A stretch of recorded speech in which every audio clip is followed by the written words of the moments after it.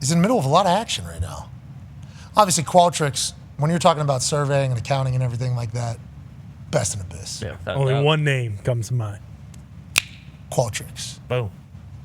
Great business. So good it's been sold multiple times. It's crazy. For billions of dollars each time. Yeah. The person that did that said, well, I'm like 40 years old now, love sports. What should I do? Oh, I'm going to buy my hometown NBA team, the Utah Jazz. Becomes an owner of the Utah Jazz. Obviously brings in Danny Ainge from the Boston Celtics. Tries to build up a winner in his city. Then also he says, I love this state. What would this state need? What would be great for this state? Oh, a hockey team. So then he starts petitioning the NHL. Hey, whenever a team is either going up for expansion or for sale, we would like to be a part of it. I think my state, the one that I'm from, would be a wonderful host city of an NHL team, and I think we would show up for you. You got it. Team goes up for sale in Phoenix. Bang. All of a sudden now he owns an NHL team and an NBA team, and he's under the age of 50. Ladies and gentlemen, a self-made billionaire with a great team around him, an owner of an NBA team and an NHL team, a guy who's living out a lot of dudes' dreams in America, and has remained a human somehow. I don't know how that works. Ladies and gentlemen, Ryan Smith. What's up, guys? That last question, shoe collection, so outrageous. Richache. Okay, oui, merci beaucoup.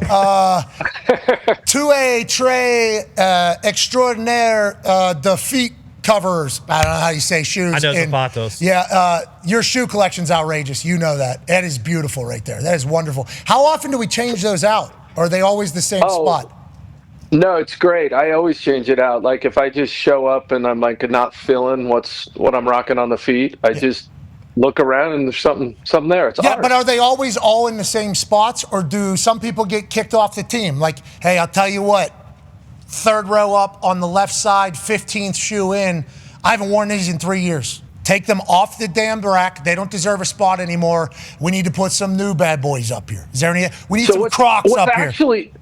What's actually happening is I find that they're disappearing. People will come in and then like walk out with a pair of kicks, and I'm like, all right, we got to find something else there.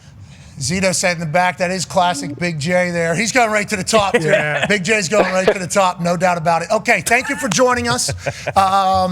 Great night last night for the Utah Jazz. I assume that's how the entire organization feels. Danny Ainge, obviously genius over there. You bring in so many big brains into every business that you do. It feels like you are okay delegating power to other people and trusting the ride. How was the room last night whenever you end up with Ace Bailey at 5? Outrageously talented player who may have said that he didn't want to go to Utah. I don't know if that was just on the internet, but that was kind of being speculated. And then Walter Clayton Jr., the guy of March Madness, had to feel like a great night for the Utah Jazz, Ryan. Is that accurate? Yeah, it truly was. I mean, I think we brought in Austin Ainge a couple weeks ago, and he came out for the press conference from Boston and didn't leave, actually.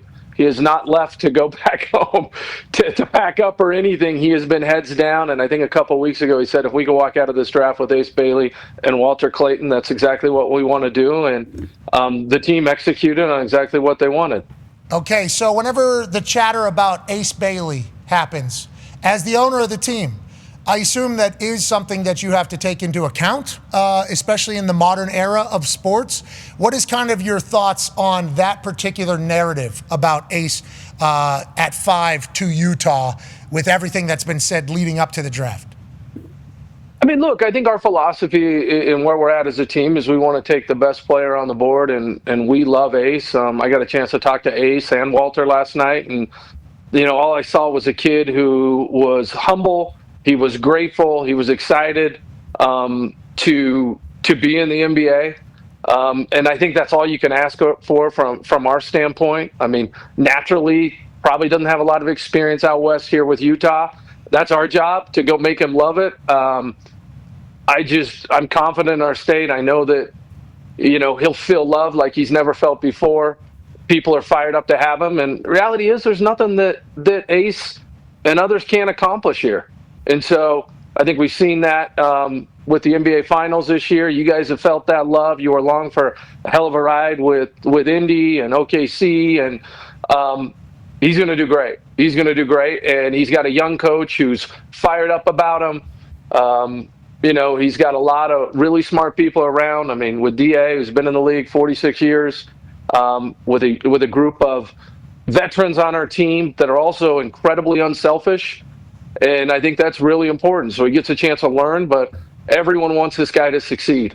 And so we couldn't be more excited. Hell yeah. And as I was watching and reading that narrative kind of take place on the internet, and I don't think it was just Utah I didn't want to, I think there was multiple places. Yeah. I think it was like considered a conversation about Ace leading up. I'm like, there's no way he's ever been to Utah. Ace, I want to let you know, you and I, obviously not the same people. I had little to no expectation of Utah. I'm just going to, let's keep it a buck, how it will. Going out to Utah, I was planning on doing show, hotel room, show, plane, get me the hell out of here. Yep. Okay? Get me the hell out of here. You invited me to a game, which is very kind. Hey, the owner of the Utah Jazz would like you to come to a Utah Jazz game tonight. I said, I can't do that. I got a big schedule, big things planned. And then I think Zito was like, hey, you should look up who the owner of the Utah Jazz is. I looked it up. I saw you. And I was like, this is not what I expected out of the Utah Jazz owner at all. I looked into your story. I looked into how you treat people. I looked into everything. And I was like, oh, I'd love to go hang with this guy. And what we got a chance to do is experience Utah. Walked around downtown, got a chance to go out. We saw the people. We saw the building. We experienced everything about it. It's like, this place is amazing. We thought about picking up and moving there. Yeah, like that was where we're at, let alone the views and everything else. And I think obviously conservative is a word that is thought about Utah, but I think people automatically assume that's boring. It's like, I don't think your city was boring at all. Like, I think we had a great time out there. No, a lot of times in life, I think the picture in our head can actually lead us into a really weird spot, and it actually limits all the opportunities in front of us. I mean, growing up as a kid, I never thought I would be in enterprise software. Like, that picture of the head just didn't seem what it is. I'll never forget D. Wade's quote right when we, obviously we're hoping for, the draft lottery and everything came out. And, his quote right away is like, hey, there's been a lot of killer players picked at number 5, back at where he was. And so I think, look, it's natural for people to be uncomfortable. I think you went down the entire draft board and you're like, okay, where's everyone's preferred destination? It's probably not the right move for them where they think it is in their head. Because everything I've had in my life that's good, it has never been the picture I had in my head. It's actually always kind of uncommon sense where it comes out and it's like, oh, that all makes sense. And all you want is the ability to accomplish everything and not be held back, and that's what all these guys are going to get in Utah. Let's not talk about. And by the way, I mean, like this little he's going to do it. Little view. Yeah, like, he's going to do it. You have to, He's like, if that's not good for your mental to get locked in to go reach up for something where the air is thin. Yeah. I don't know what else. Like we're in the picture business here. Yeah, you postcards, brother. A lot of those. You got the mountains in a mountain resort view on one side. Then you got 2,000 pairs of J's on the other side. Utah, baby. Lake over there. We got a basketball operation. Yeah, it's a great lake. Yeah, it is a great. We do. Well, it's not a Great Lake. Great Lakes are on our side of the country. Yeah, exactly. Okay, let's make, please. Holmes, brother. Holmes. Thank you. No problem. That's Michigan right there. That's right. I'll shout out to Erie, too. One fishing up there in Lake Erie. Oh, yeah. Superior's a big son of a Oh, yeah. Big. That's a great lake right there. Ontario and Huron, though, they hold up their end of the bargain because you can't spell Holmes without ho right there. That's right. So that's why we got the Great Lakes on our side. You understand it, Ryan. You got good lakes over there. You got good lakes. You got good lakes. Salt. All right, let's move on. I think Ace is going to love Utah is all I'm saying. And I think you're like, if I was going to be a professional athlete, you would be the owner that I would, or style of owner that I would want to play. You are fully invested. On that note, Ty has a question for you. Yeah, Ryan, how difficult is it having to kind of split your time with, obviously, when you have the draft, you have all that prep, and then you're also looking at different acquisitions and different players to bring in. And on the flip side of it, you also have to address everything going on with the Mammoth. Like, I know you've said to us, you're not really that the hands-on guy who's going to be involved in every decision and want your fingerprint all over it. But how difficult is it really kind of properly dividing your time between both of your teams when you're trying to make both teams better before next season? Yeah, it's like a 2-game parlay. You're trying to hit it all every night. Like it's hard. I think I think just like your guys' world, you gotta pick your spots and you gotta try to figure out how it all works. There's no real playbook. I think people ask you like, "Hey, how are you going to be?" So, last night was an interesting one. I'm in that draft room right there, right? Like, what is my role there? And my role, in my mind, is very simple. I'm there to support them. Like, I've never seen a business that has so much revisionist history. Because every organization last night with 30 picks, all were clapping for the guy that they got. We got our guy. And then 5 years from now, everyone's going to look back and be like, I can't believe we didn't get the guy one up or one below, or we got lucky. We were lucky. And my role here is to let Austin know, and DA and coach, we're riding and dying together. I'm in it with you. There's going to be no revisionist history. We're making that decision. We're going to be in it together. I'm going to look back. I was in the room, and I'm here to support you. We're going to win some. We're going to lose some. We're going to be aggressive. I'd rather have you swinging. We've never had a championship in Utah. We're not going to tiptoe into that. We're going to miss some. That's fine. But I want you to know that I'm here in that hard moment to validate. I'm not in there telling them how to do their job. Although last night it was interesting because I'm sitting at that table. We're in the middle of my phone rings. And everyone's phone's ringing on the clock and everything. And they're like, why are you taking a call? And it was Terry Pagula from the Sabres going, hey, there's a hockey deal going on right now. Are you involved in this? Is this for real? What's going on? That's him again. And I was like, yeah, I think this is going. Everyone's kind of looking at me going, like, why are you on the call? I was like, hey, like, don't worry about it. But, like, you just kind of blend it all together. And then my family's sitting back there and our friends are there. Like there's no real separation. It's just pulling it all into one organization. I think that's one of the benefits we have in Utah, where we do have the same ownership structure in both organizations. It is the same arena. And it's easy to kind of put on one broader hat and hire really smart people that my job's to support and get out of their way, but also let them do the job. Let them feel comfortable. Let them take the risk and know that it's a safe place, and we're not expecting perfection. Knowing that your owner is invested financially and also wanting to win is a huge deal for the fan base. I assume the Jazz and the Mammoth fans have told you that. But also hiring smart people and letting them do their job and execute their vision is also something all fans want their owners to do. Now let's talk about the people that you've hired. Bill Armstrong over there for the Mammoth, right? Ain't that accurate? Yeah. He's the GM that did the deal whenever Pagula called you and said, hey, are you in on this? I got Bill Armstrong's deal. What do you talk to Bill Armstrong there?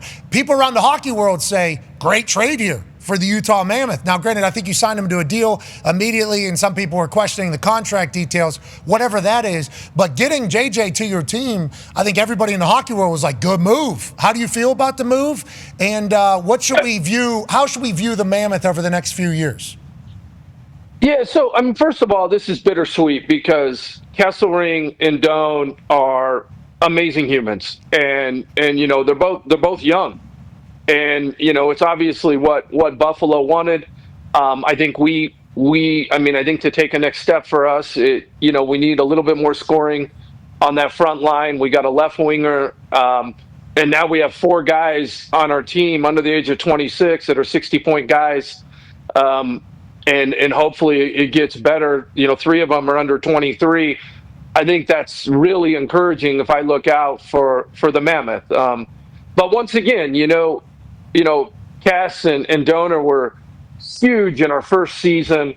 They handled the transition, the move. They rallied. There's a lot of leaders on these teams, and so it's a little bittersweet. But it's a move we got to make, and when it was brought to me with the recommendation, it was something that we were pretty excited about just because of the potential and the upside of filling that. That was one of our big off-season desires, and to have it come, I don't think we saw it coming this way, but I think it's good news for Mammoth fans, and I've looked into it a little bit. There's good years ahead. I've looked into it a little bit. They talked about the money that JJ is getting now, and I thought about you as an owner, and I don't remember if we've ever chatted about it, but the NBA money and the NHL money is crazy. Sidney Crosby just signed for $8.7 million a year. Okay, $8.7 million. That's like 3 weeks' pay for some of the NBA guys. And I'm not saying that it isn't warranted. Like, you get whatever you need. You get whatever money you can get. But for you, has that been an interesting experience in the NHL? Like, hey, I am used to spending money on the most valuable assets of the entire franchise, which is the players. Has that been interesting for you with Bill Armstrong? I mean, it's all within a cap system. And I think, we've got, we brought Bill in, we hired Chris Armstrong, so we have two Armstrongs that are in there. Two Ainges, two Armstrongs. Yep. Two Armstrongs, two Ainges. They're not related, though. But, like, Chris is someone that I've worked with for a long time. And, I would say his job as president, one of his jobs is to get me really comfortable and then work with Bill together and to say, hey, how's this going to play out? I mean, we still don't even have a full arena yet from a seating standpoint, and we're under massive renovation right there. There's a video out there. I mean, we're trying to do something that really hasn't been done from a basketball hockey arena to make it super intimate like we have in hoops, which you guys have seen, but also have it be able to almost expand like an accordion for hockey in most arenas. When's that? That's going to take 2 years to build? What you're doing? Yeah, it's going to be 2 years, but there's new technology with seating where it's almost like you can press a button and it's like, hey, go to 2, come back to 1, as opposed to most arenas start off wide and then they come in for kind of that moment. We want to stay in the best, most intimate basketball arena in the NBA,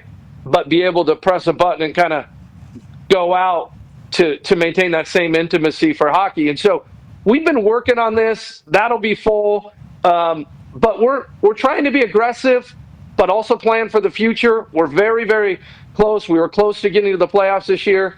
And honestly, it was pretty storybook to, I mean, the second the season in, we put a crane on that floor and it's not coming out till the second we start. I mean, it's pretty massive what we're doing here. It feels like it's a mammoth undertaking. Yeah, it's Tuska. Did you walk in there with your hard hat on? Did you do the whole hard hat photo shoot? Oh, you're not going in there. You're not going in there without hard hat and but did you do the photo shoot with the scissors on the thing to break ground, or the shovel to break ground? Did you do that whole thing? I'm going to be honest. By the time the season was over, that thing was gated. And we just moved fast in Utah. No, you gotta do the shovel thing. We just went. Now we'll do a shovel when we kick it off, and you guys are there hosting opening night when that thing's done. But look, I think I had an interview, a reporter question from Canadian television asked me once how I thought about the cap going up in hockey. Yes. And it was going up 10% or what was going to happen, and I was like, as opposed to what? I mean, we're kind of used to that in the NBA where it kind of increases at a level, which is a big jump. But look, I mean, what the NHL's doing and where it's going, you guys are seeing that. You guys covered it. You were early to the beat there. It's on a heater. It's absolutely on a heater. And I don't see this thing slowing down because the world very, very easily relates to the teamwork and what they're seeing on the ice and the way they go, and even the celebrations like we're watching, and it's a pretty cool thing to be a part of, and to be able to bring that to Utah. It's probably one of the coolest things I've ever been a part of. Yeah, I'm happy you're getting part of the hockey world, I think you wanted to bring a hockey team to Utah because you knew Utah would love a hockey team. I think that's what you did. Then I think as you started learning about hockey more and more, it started feeling like you started becoming like, oh, this is a sport that I'm very, very much love and have a lot in common with, because how about them just fighting? How about it? It's so old school in there. Hey, you want to disrespect my friend? Sweet. I will see you center ice in about 2 periods. So we will handle this entire thing. And then the speed and the talent. It's a fantastic sport. And then they're taking one night off and playing again. You're like, wait a minute, shouldn't they just play next Sunday? No. We got 84 games coming, allegedly. Now, on that note, Connor has a question for you. Yeah, Ryan, new proposed CBA for the NHL. Pat just mentioned it. 84-game season. The max 6-year deals for free agents. No dress codes. No dress codes, which is ridiculous. Let the boys put sandals on, Ryan. Yeah, please. The long-term IR, which has been a very kind of priority for some of these teams to win is to use that long-term IR. I know people in Florida were upset because Ekblad goes on a 20-game suspension. Yep. They get new players. It happened with the Golden Knights. It's happened with the Tampa Bay Lightning, with Kucherov. It's happened forever. That's another thing they're thinking about changing. What is kind of the main things of this new proposed CBA? Is it locked in for 84 games here? And what do you think? How's it going to change the game? Yeah, like I don't know how it's all going to kind of shake out, but right when I came in, I had like 3 or 4 different owners and managers of the NHL call and be like, dude, we got to keep the suits. The dress code's got to stay the way it is. Really? I know you're a big hoodie guy, but like, don't like, we got one thing. And I've actually grown to love the suits. Like, I love the look. I love the culture. You know it's game time. You know when it's coming. There's something about it, right? And so we'll see how it all. I'm sure it's a lot of work for the guys, but we'll see how all this shakes out. I mean, 84 games, it's incredible. It's incredible what they do, how physical it is. Diving in front of pucks, doing that. I mean, it's these are real athletes. Yeah. And they go hard and they go a lot. And I think we're going to see. I think they're in the middle of it where, it's kind of a template and we'll see where it all shakes out. I mean, so I can't comment too much on it yet. Got it. Okay, because whenever I read this, on the bottom of the photo, it said major potential changes in next NHL PA CBA. But then in the tweet, it says could be announced tomorrow per Frank Saravalli. So it's kind of conflicting. Like, if this is potential, but then it could be announced tomorrow, that sounds like there's an agreed to terms then. We haven't voted on anything yet. Okay. All right. That's a good piece of information. Yep. All right. So we haven't voted on anything. We're getting close. We'll see how it all shakes out. Whatever the case, hockey is going to remain awesome. And we appreciate how great of an owner you have been for the Utah Jazz and the Mammoth thus far, and how cool you've been to us. We appreciate the hell out of you. No, you guys are awesome. Congrats on all the success, fellas. And congrats on the run in Indy, man. It was fun watching. It was. How about Simon? He was the man. I wanted one for Herbie a little bit. I'm not going to lie. I ran into him backstage, or back court, I guess you would call it. In the bottom. In the tunnel. In the tunnel of the arena after we won the Eastern Conference Finals, I think. And he was just walking, smiling. They were on his way somewhere. And just in a suit coat, sport coat, walking. He's happy. He has like glasses. They might be glasses, like though, whatever. Tinted glasses a little bit. He's walking through. And I go, Mr. Simon, my name's Pat McAfee. Congratulations, or whatever. He goes, Pat, thank you. And I said, congratulations, man. I was like, can I get a selfie with you? He goes, absolutely. And then he turns, me and my wife take a selfie with him. And then he goes, all right, I'm going to go celebrate. And then he turns around and walks away. I'm like, this guy, he's awesome. He's older. That's my guy. That's my guy. Like, every All-Star, I just, like, I sit next to Herb, and I was like, you are a G. You are, like, he's 90 years old. And, like, he just wants to hang, and I want as much time with that guy as I can get. What an amazing human. Hall of Famer. Super vibes out of that guy. Mm-hmm. I mean, like, super vibes. Not just like kind of, he's 90. It was like, this guy is amazing. All right,